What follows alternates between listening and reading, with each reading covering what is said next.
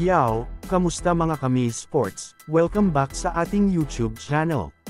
Ngayong araw na ito, ay pag-uusapan natin, Hayes at Prince nagsalita na. Pag-uusapan na din natin, Giannis sa Lakers. Ang Los Angeles Lakers front office nga ay hindi nagpauli sa pagkuha ngayong off-season ng mga bagong players na makakatulong sa kanilang kupunan next season. Ang mga nakuha nga nila ngayong free agency market ay sina Gabe Vincent, Taurean Prince, Cam Reddish, Jackson Hayes, at Christian Wood na pare-parehas ng good pick para sa Los Angeles Lakers sa free agency market.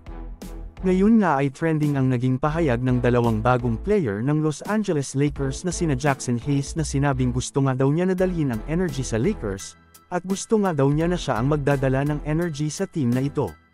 Habang ayon naman kay Taurean Prince ay plano nga daw niyang mas lalo pang maging consistent ngayong shooting at magkaroon pa ng better shooting. Magiging 40% nga daw ang kanyang 3-point shooting next season, at pananatilihin nga daw niya sa 50% ang kanyang field goal percentage at susubukan pang mas maging efficient. Yan nga ang naging pahayag ng dalawang new players ng Lakers na tila handang-handa na nga ang mga ito para sa napapalapit na pag-uumpisa ng bagong season. Ano ang masasabi mo dito? Mag-comment lang.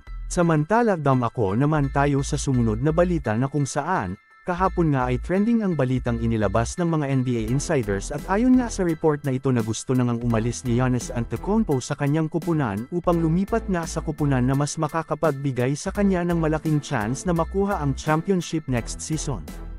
Kaya naman ngayon nga ayon sa inilabas na balita ng mga NBA insider ay napag-usapan nga sa The Low Post podcast itong situation ni Giannis Antetokounmpo at ayon nga sa mga NBA experts na ang Los Angeles Lakers nga daw ang isa sa mga top teams na maaring lipatan nito ngayong off-season, o di kaya naman ay next season. Ayon din naman sa Los Angeles Lakers na interesado silang kuhanin itong si Giannis Antetokounmpo dahil balak nga nila itong gawing franchise player na kung saan ito nga ang papalit sa pwesto ni LeBron James kapag tuluyan na nga itong nagretiro. Ano ang masasabi mo dito? Mag-comment lang. So, ayon lamang ang ating mabilisang balita sa araw na ito, sana ay nag-enjoy ka.